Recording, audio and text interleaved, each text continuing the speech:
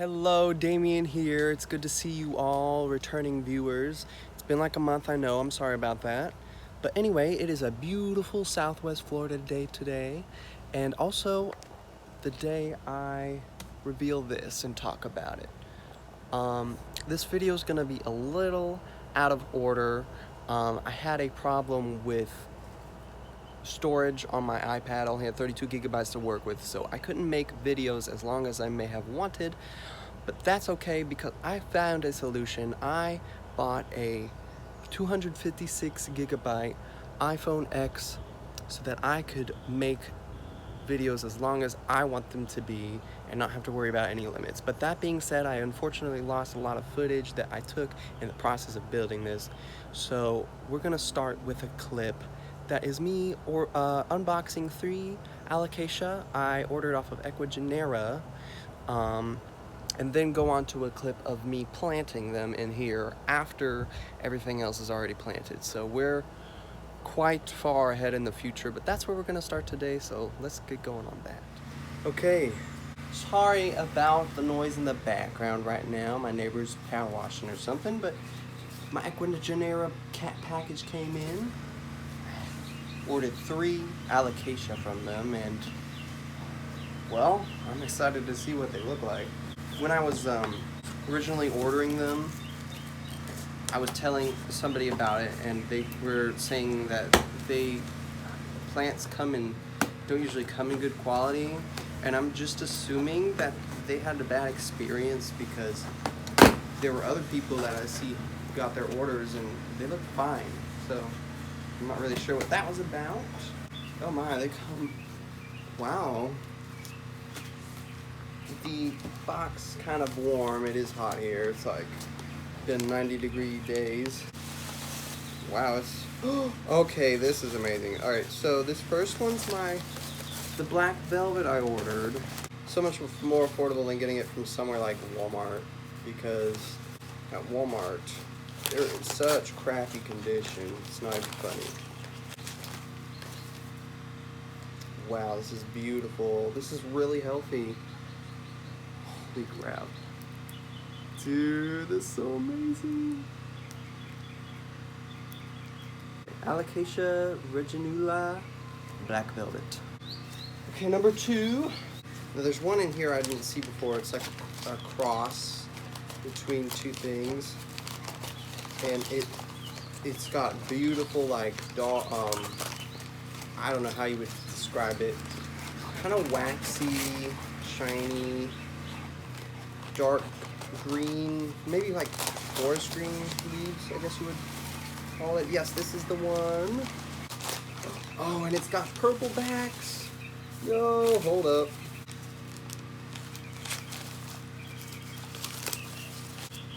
Now each of these were like $10 a pop.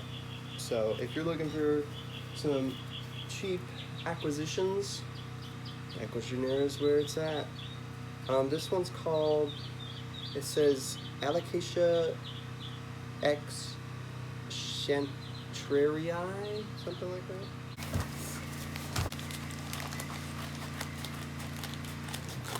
God damn, whoa, this, dude.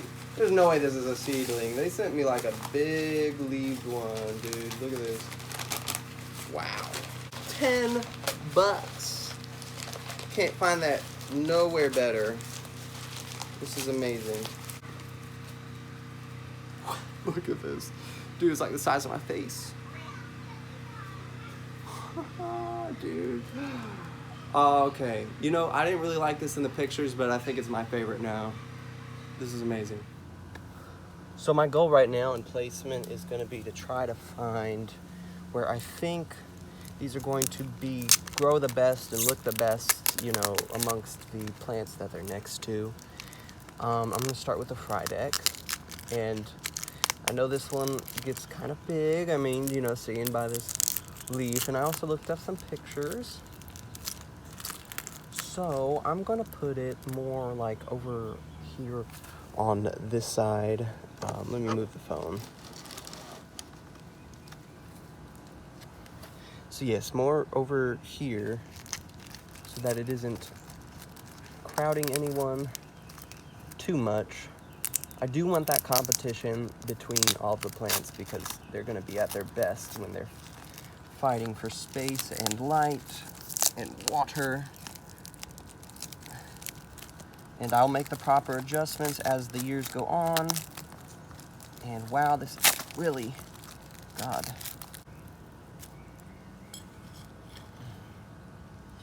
Oh man, some pretty funny stuff, not funny, but frustrating rather, stuff happened in the construction of this plant hut. It was a lot of learning. I used mainly primarily to keep the structure held together, rope and a square lashing method. And yeah, that was fun. It was a very nice learning experience, and God, mixing the concrete for the posts was just absolutely horrible. It it took so much strength out of me. But you know, when you aren't doing something, you don't do one thing like every day, you're not used to it, that's just kind of bound to happen. So next here, I'm gonna plant this chanterie, and I think I want this, because I saw pictures of this. This one gets pretty big too compared to the black velvet over here, which is a bit smaller in my opinion, but I didn't see any pictures that suggested otherwise. I'm gonna put it in the other side over here, where it can again have its own space to do its thing, and I think the color will complement the plants in that section nicely.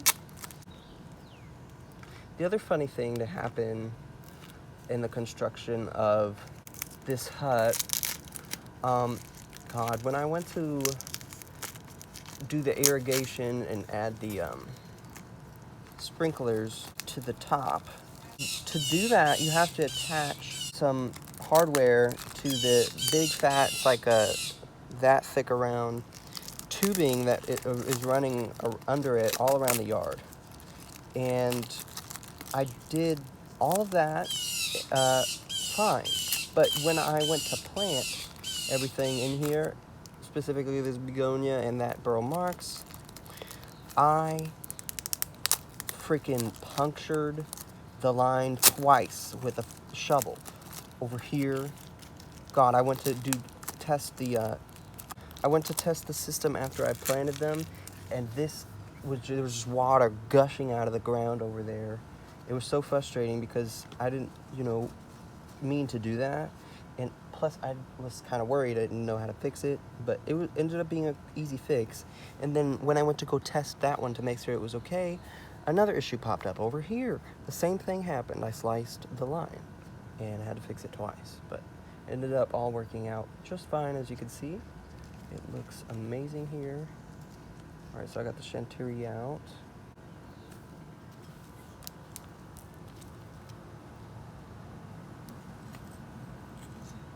Right around where I'm digging is that irrigation line, but this isn't sharp enough shovel to puncture it anyway, so I'm not worried about it. Actually, I'm gonna rotate that a little bit. Here we go.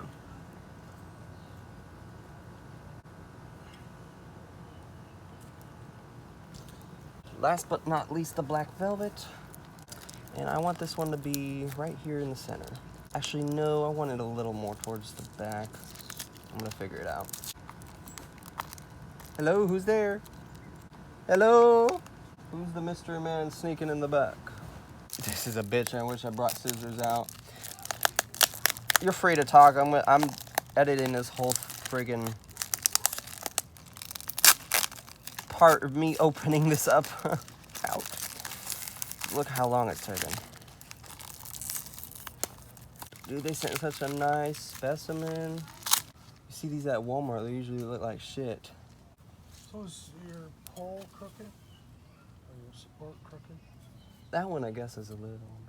Is what? This one I guess is a little, but it'll be fine.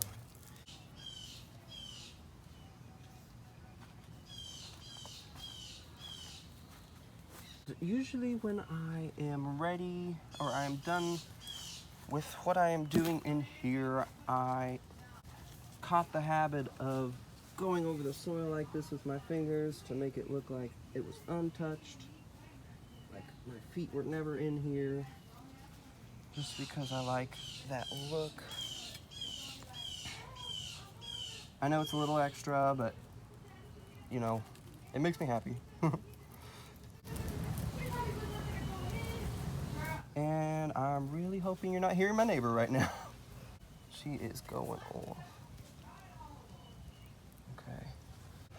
Wow, it's looking good in here now. There's more, it's not so barren. Holy moly, that is looking good. All right, so now for the big question. Why did I make this? Actually, there are several reasons why. One, it's very cool. I mean, obviously, look at this. It's made of bamboo and tied together with rope. Right?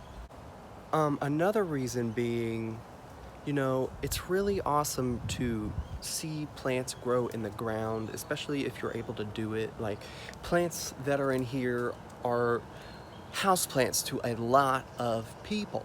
And to be able to grow them in the ground and also show how that's going, I think is just gonna be fun for me and for everybody else that decides they wanna watch this. But my main reason for building this hut actually was because I travel for work. I am a live-in personal assistant. I go where my employers need me. That being West Virginia for 6 months. So I needed somewhere to put my houseplant babies, more like outdoor houseplant babies, where I knew they would be safe and get all the necessary care they needed without me being there. So let's get into how I built this and everything, how it works. First of all, as you can see, it is made from bamboo shoots. Huge pile over here of them. I handpicked every single one here so that I had the best possible. But it started with these 4 posts, 1, 2, 3, 4. And at the bottom of each one, I dug about, I'd say, a foot deep hole. Put the posts in after I cut them to 7 feet each. 7 feet because I wanted them to be a foot each in the ground. And then I put cement. I put cement into the holes with them and let that set for 24 hours. After that, I filled all the holes except for this one in the corner here, which I'll get to in a second. And I started work on all of the side pieces, cross members, I guess you could call it. Now, to connect all of the cross members to the posts. Oh, hi, baby. Are you asking for food? Let's get this little guy some food real quick.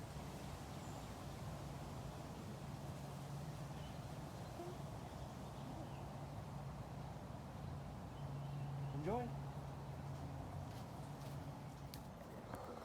Okay, where I left off, to connect all of the cross members to each cemented bamboo post, I used a method called square lashing, and pretty much it just involves rope and wrapping it around the cross members quite a few times. I did 5 on some, 3 on others, 4 on others. It just depended, to be honest, and I didn't really care how many it ended up being, because honestly just 3 loops around did the trick. See, you got 3 there, 5 on that one, 3 on this one. It just all depended. And anyway, it's a super stable, and apparently people use this to make, like, bushcraft houses and also bamboo houses even. So yeah, that's amazing. After I got all of the cross members and roof pieces on, I stapled all of this lovely shade cloth I got from Home Depot around it, except for the entrance, because this side doesn't really get that much light shining at it anyway. And plus I need to be able to see the plants and care for the plants and get in here, I wasn't gonna add a door or anything, so I didn't add a door. But anyway, before I added the shade cloth, I connected these sprinklers. The hut here gets watered twice a day, 10 minutes each time, and total there's only about, I'd say, I think it was about a quarter of a gallon being spread across this whole 4x4 space, and even outside of that space too. So they aren't getting overwatered at all. They're getting just the right amount of water they need. It's keeping these moss planks I made for my climbers moist, so I don't have to worry about that. It's very convenient, and I'm grateful that that option was here. So anyway, after the shade cloth was on, I started on the planting. But there was a process to that too. Obviously, this soil does not look like that. This is sand. This is the natural dirt of my area. So what I did was I dug about, I'd say like 4 to 6 inches square in this area out of dirt, and I relocated it. And then I put down a bunch of orchid bark. I put down perlite. I put down regular potting soil, and then I bought a bunch of that Miracle Grow tropical dirt mix, and I topped it off with that so that it had all those amendments that come with that necessary. And I also added the proper amount of my Osmocote slow release fertilizer.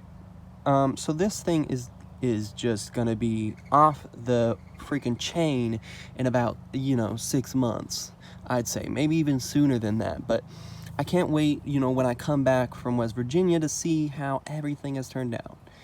It's gonna be amazing. But that being said, let's get on to our tour here. God, don't you just love these moss planks? I admire these moss planks. It took me a very long time to make them. But they turned out well, and I can't wait until the plants are climbing up them. Our first being this, everybody knows this is a Monstera adansonii. When I got it, all of the leaves were dry. It was very gross looking, but within about 3 months, it turned into this beautiful thing. Climbed all the way up that moss pole. I had it in, I think, my second video. It climbed all the way up there. I actually took a top cutting off because it was still growing up, even off of the moss pole. But now it has this moss plank to grow about, I think this is 5 feet tall.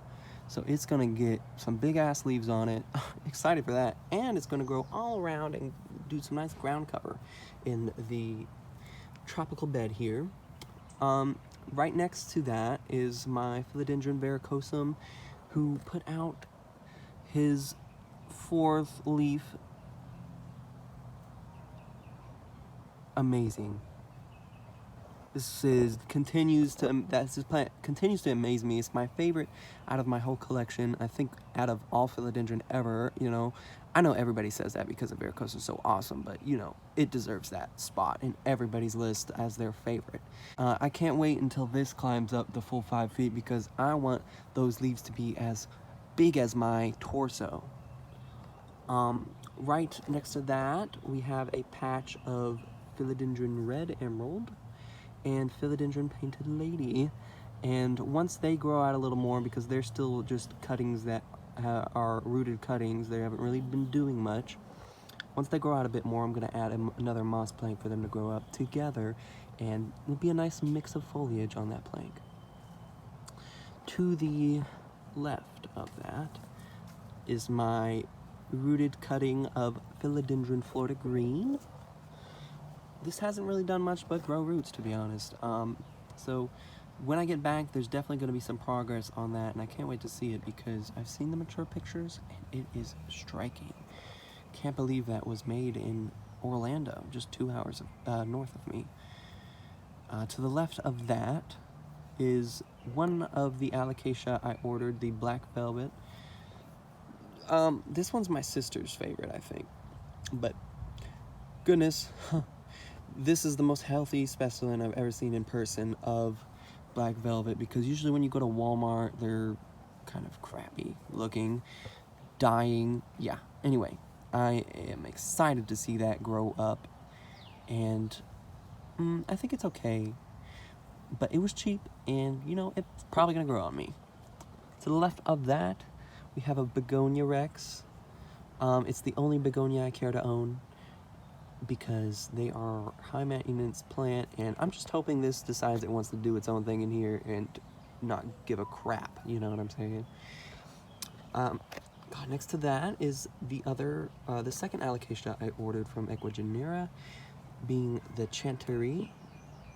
I think that's how you say it, I don't know. Somebody correct me if I'm wrong. But damn. You know, it's kind of unimpressive right now, but I looked up the pictures and I am stoked to have this thing grow bigger foliage, because pictures I saw were breathtaking. I don't even know what else to say. Go Google. I'll put the name on the screen for anybody that doesn't know how to spell it, but go Google that, because you're gonna want this after that. I don't think I've seen any of the plant YouTubers I have this in their collection. I don't think I've seen that ever. But anyways, in front of that is, you know, basic Birkin. You know, I love this thing. It seems like it's fake, but there it is. It's real. It's growing, and it's giving me amazing leaves. All 4 of these it has given me since I got it. This one just freshly unfurled, and it is the whitest of them all.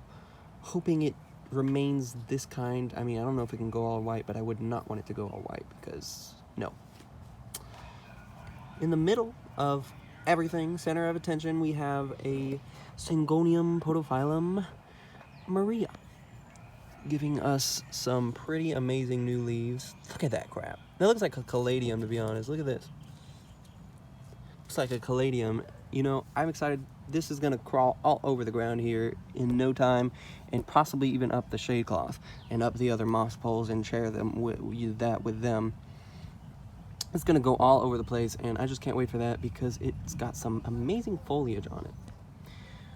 To the right, here is my Alocasia Fryedeck. Also the third and final one I ordered from Ecuagenera. God damn, I still cannot get over how big these leaves are, and it's supposed to be a seedling. So yeah, that's gonna be great when it grows in. I didn't know this, but I guess it's a velvet one as well. It is amazingly beautiful.